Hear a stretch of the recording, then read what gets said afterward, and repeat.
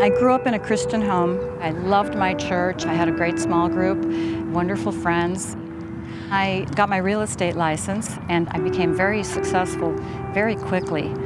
Suddenly my name was on shopping carts and people were calling me, listing their homes.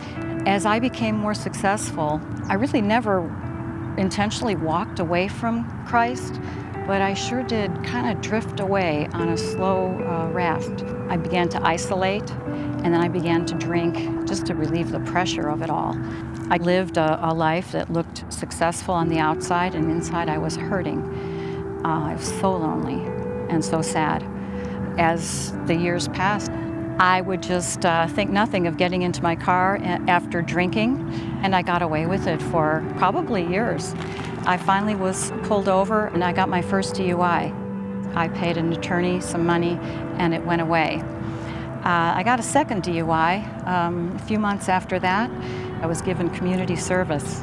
I thought it would be fun and a relief to do my community service here in Arizona, to just get away from everything.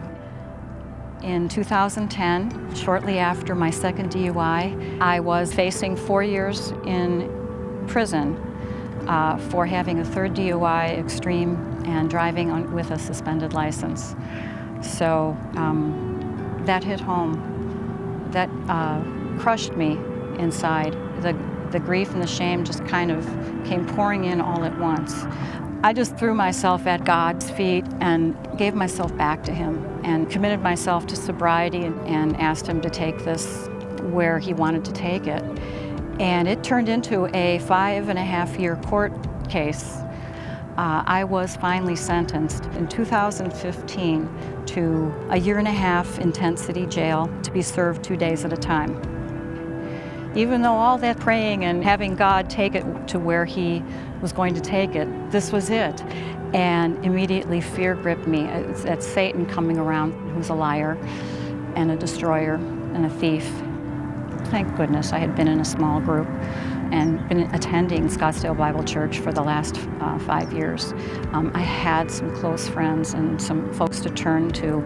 And suddenly God just turned around my thinking. I get to go to jail. I get to be in tent city. I get to form relationships. I get to evangelize. And I thought, I am going to approach this from day one as my mission field. So that first day I went in, I walked the perimeter and I prayed for this holy ground that I'm standing on.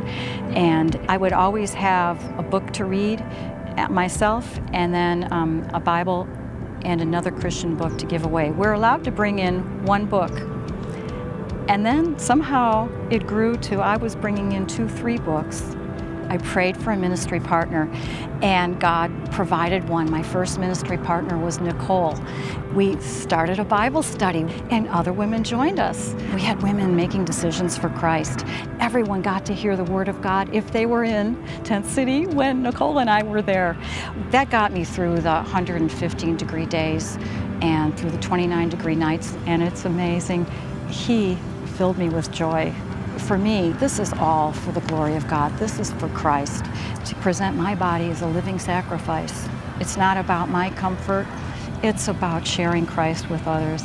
I think Christ calls us to be who we are created to be, and my experiences are nothing to be ashamed of. Forgetting what lies behind, I press on. It's very bittersweet to leave and have this part of my life over, that I would never again have this opportunity, hopefully.